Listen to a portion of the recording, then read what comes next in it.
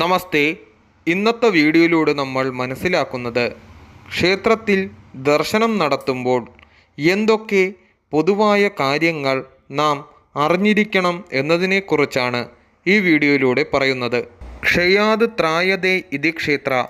ക്ഷയത്തിൽ നിന്നോ നാശത്തിൽ നിന്നോ നമ്മെ പരിരക്ഷിക്കുന്നതാണ് ക്ഷേത്രം. ക്ഷേത്രത്തിൽ ആചാരാനുഷ്ഠാനങ്ങൾ വിധിപ്രകാരം പാലിച്ചുകൊണ്ടും ശരീരവും മനസ്സും ശുദ്ധി കൈവരിച്ചും വേണം ക്ഷേത്രദർശനം നടത്തേണ്ടത്. കുളിച്ച് ശുദ്ധമായ വസ്ത്രം ധരിച്ച് ക്ഷേത്രദർശനം നടത്തുക. കഴിയുന്നതും ക്ഷേത്രക്കുളത്തിൽ കുളിച്ചാൽ ഉത്തമമാകുന്നു. എണ്ണ, തൈലം തുടങ്ങിയവ തേച്ചുള്ള കുളി വിലക്കപ്പെട്ടിരിക്കുന്നു. ചെരുപ്പ് ധരിച്ചുകൊണ്ടും തലയിൽ കെട്ടിക്കൊണ്ടും കുട പിടിച്ചുകൊണ്ടും വീശറി പിടിച്ചുകൊണ്ടും എണ്ണ, തൈലം തുടങ്ങിയവ തലയിൽ തേച്ചുകൊണ്ടും ക്ഷേത്രത്തിൽ ദർശനം നടത്തുവാൻ പാടില്ല. വൃത്തിയുള്ള വസ്ത്രങ്ങളും ധരിച്ചു വേണം ക്ഷേത്രദർശനം നടത്തുവാൻ.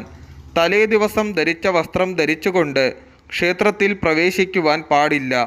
പുരുഷന്മാർ മേൽമുണ്ട് അരയിൽ കെട്ടി വേണം ക്ഷേത്രദർശനം നടത്തുവാൻ. ക്ഷേത്രത്തിൽ പ്രവേശിക്കുമ്പോൾ ഷർട്ട് പകുതി ഊരി ദർശനം നടത്തുന്ന രീതി പാടില്ല. സ്ത്രീകൾ മുഖവും ശിരസ്സും മറയാതെ വേണം വസ്ത്രം ധരിക്കേണ്ടത്.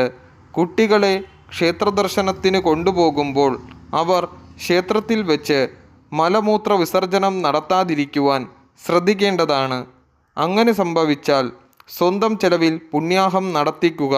അതുപോലെ മുറുക്കുക, പുകവലിക്കുക, നഖം, മുടി, രക്തം, തുപ്പൽ തുടങ്ങിയവ ക്ഷേത്രസന്നിധിയിൽ വീഴാൻ ഇടയാകുക എന്നിവയും അശുദ്ധീകരണങ്ങളാണ്. സ്ത്രീ ആർത്തവത്തിന് 7 ദിവസമാണ് അശുദ്ധിയായി കരുതേണ്ടത്. 7 ദിവസം കഴിഞ്ഞ ശേഷം മാത്രമേ ക്ഷേത്രദർശനം പാടുള്ളൂ. ശിവക്ഷേത്രത്തിൽ ദർശനം നടത്തുന്നത് 10 ദിവസം കഴിഞ്ഞാകുന്നതാണ് ഉത്തമം. പുല, വാലായ്മ തുടങ്ങിയ അശുദ്ധി കാലഘട്ടങ്ങളിൽ ക്ഷേത്രദർശനം വിലക്കിയിട്ടുണ്ട്. ബന്ധുക്കൾ മരിച്ചാൽ 16 ദിവസം കഴിഞ്ഞ ശേഷം മാത്രമേ ക്ഷേത്രദർശനം പാടുള്ളൂ. പ്രസവം കഴിഞ്ഞാൽ അമ്മയും കുഞ്ഞും കുഞ്ഞിൻ്റെ ചോറൂണിനോ അത് കഴിഞ്ഞ ശേഷമോ ക്ഷേത്രദർശനം നടത്താം. ക്ഷേത്രത്തിൽ സമർപ്പിക്കാനായി കൊണ്ടുപോകുന്ന പൂക്കൾ, എണ്ണ, നെയ്യ്, മറ്റു ദ്രവ്യങ്ങൾ തുടങ്ങിയവ തികച്ചും ശുദ്ധമാണോ എന്നും ശ്രദ്ധിക്കേണ്ടതാണ്. മനോമാലിന്യങ്ങൾ ഒഴിവാക്കിക്കൊണ്ടുള്ള ക്ഷേത്രദർശനമാണ് ഏറ്റവും ആവശ്യം. വിഷയാസക്തി, അസൂയ, പരദ്രോഹചിന്ത തുടങ്ങിയവ ഒഴിവാക്കി ഈശ്വരനിൽ ഏകാഗ്രമായി മനസ്സുറപ്പിച്ച് ദർശനം നടത്തുക. മറ്റൊരു വിധത്തിൽ പറഞ്ഞാൽ ഈശ്വരനിൽ ഏകാഗ്രമായി മനസ്സുറപ്പിച്ചു കഴിഞ്ഞാൽ മനോമാലിന്യങ്ങൾ നമ്മെ വിട്ടകന്നു തുടങ്ങും. ക്ഷേത്രമതിൽക്കകം മുഴുവൻ തന്നെ ദേവശരീരമാണെന്ന വസ്തുത വിസ്മരിക്കുന്നത് അവിടെയും പാദരക്ഷകൾ ഉപയോഗിക്കുവാൻ പാടില്ലാത്തതാകുന്നു. പ്രസാദം നിവേദിച്ച വസ്തുക്കൾ, ഇല തുടങ്ങിയവയൊന്നും ക്ഷേത്രത്തിൽ വീഴുവാൻ പാടില്ല. ക്ഷേത്രമതിൽക്കെട്ടിനുള്ളിൽ കിടന്നുറങ്ങുക, നാട്ടുവർത്താനം പറയുക, ചിരിക്കുക, കരയുക, ഭക്ഷണപദാർത്ഥങ്ങൾ കഴിക്കുക, കണ്ണീരൊഴുക്കുക, വാഗ്ദാനത്തിലേർപ്പെടുക, ഒരാൾ മറ്റൊരാളെ അനുഗ്രഹിക്കുക, വിളക്കിലൊഴിച്ച എണ്ണയുടെ ശേഷം ശിരസിലോ ദേഹത്തോ തുടയ്ക്കുക, ശാന്തിക്കാരെ സ്പർശിക്കുക, അനാവശ്യ സ്ഥലങ്ങളിൽ കർപ്പൂരം കത്തിക്കുക, പ്രസാദം അണിഞ്ഞ ശേഷം ബാക്കി ക്ഷേത്രത്തിൽ ഉപേക്ഷിക്കുക, ദേവനും വാഹനത്തിനുമിടയിലൂടെ നടക്കുക തുടങ്ങിയവയും പാടില്ലാത്തതാണ്. ക്ഷേത്രത്തിനുള്ളിൽ പ്രതിഷ്ഠിച്ചിട്ടുള്ള ബലിക്കല്ലിൽ കാല് തട്ടാതിരിക്കുവാൻ ശ്രദ്ധിച്ചു വേണം ക്ഷേത്രദർശനം നടത്തേണ്ടത്. അഥവാ അറിയാതെ അങ്ങനെ തട്ടിയാൽ ക്ഷമാപണത്തോടെയും ഭക്തിയോടും തൊട്ട് മൂർധാവിൽ വയ്ക്കുക. ക്ഷേത്രദർശനത്തിൽ ഏറ്റവും പ്രധാന ഘടകത്തിലൊന്നാണ് പ്രദക്ഷിണം. ദേവൻ്റെ സ്തോത്രങ്ങൾ ഉച്ചരിച്ച് രൂപം മനസ്സിൽ ധ്യാനിച്ച് പ്രദക്ഷിണം വയ്ക്കണം. ബലിക്കല്ലുകൾക്ക് പുറത്തുകൂടിയാണ് പ്രദക്ഷിണം വെക്കേണ്ടത്. പ്രസവമടുത്ത സ്ത്രീ എണ്ണ നിറച്ച കുടം തലയിലേന്തി സാവധാനം നടക്കുന്നത് പോലെയാവണം പ്രദക്ഷിണം എന്നും വിധിയുണ്ട്. ഗണപതിക്ക് 1, സൂര്യന് 2, ശിവന് 3, വിഷ്ണുവിനും ദേവിക്കും 4, അരയാലിന് 7 എന്നിങ്ങനെയാണ് പ്രദക്ഷിണത്തിൻ്റെ എണ്ണം. മറ്റൊരു വിധി അനുസരിച്ച് ഗണപതിക്കൊന്നും ആദിത്യനും ഭദ്രകാളിക്കും 2, ശിവന് 3, വിഷ്ണുവിന് 4, ശാസ്താവിന് 5, സുബ്രഹ്മണ്യന് 6, ദുർഗയ്ക്കും ആൽമരത്തിനും 7 വീതവും പ്രദക്ഷിണങ്ങളാവാം എന്നുമുണ്ട്.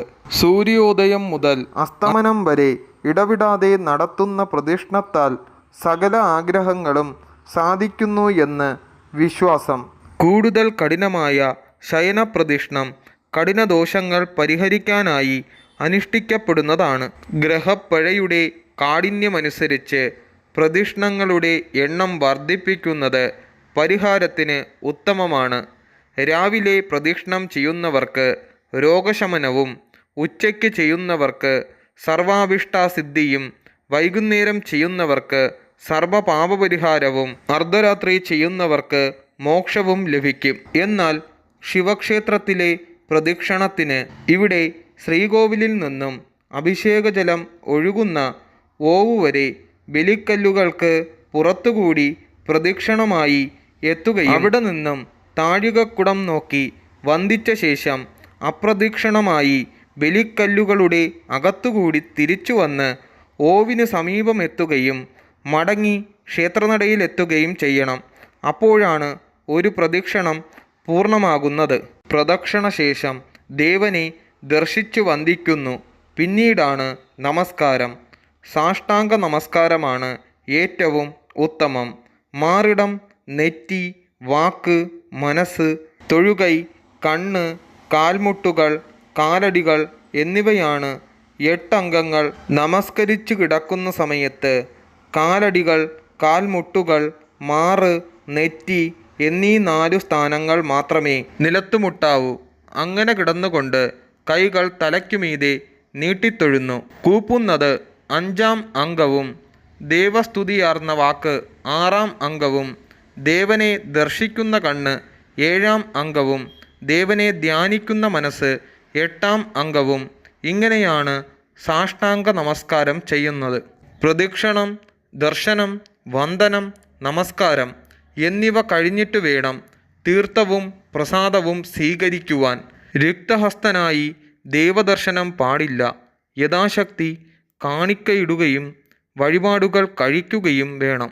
വലം കൈകൊണ്ട് തീർത്ഥം വാങ്ങി കൈ ചുണ്ടിൽ തൊടാതെ വിരലുകൾക്കിടയിൽ കൂടി നാവിലേക്ക് എത്തിക്കുകയാണ് വേണ്ടത്. കൈ ചുണ്ടിൽ തൊട്ടാൽ എച്ചിലാവുമെന്നുള്ളതിനാൽ ശ്രദ്ധയോടെ നാരായണനാമം ജപിച്ചു വേണം തീർത്ഥം സേവിക്കേണ്ടത് എന്നാണ് പറയുന്നത്. പ്രധാനമായി ലഭിക്കുന്ന ഭസ്മം, ചന്ദനം എന്നിവ നെറ്റിയിൽ വരച്ച് കുറിയിടുകയും കരി, ചാന്ത്, സിന്ദൂരം എന്നിവ പൊട്ടായി തൊടുകയും വേണം. ഭസ്മം ശിവന്റെ പ്രതീകമാണ്. അത് 3 വിരൽ കൊണ്ട് നെറ്റിയിൽ അണിയണം. ചന്ദനം മഹാവിഷ്ണുവിൻ്റെ പ്രതീകമാണ്. അത് മോതിരവിരൽ കൊണ്ട് ഗോപിയുടെ രൂപത്തിൽ അണിയണം. കുങ്കുമം ദേവിയുടെ പ്രതീകമാണ്. അത് മധ്യവിരൽ കൊണ്ട് വൃത്താകൃതിയിൽ നെറ്റിയിൽ അണിയണം.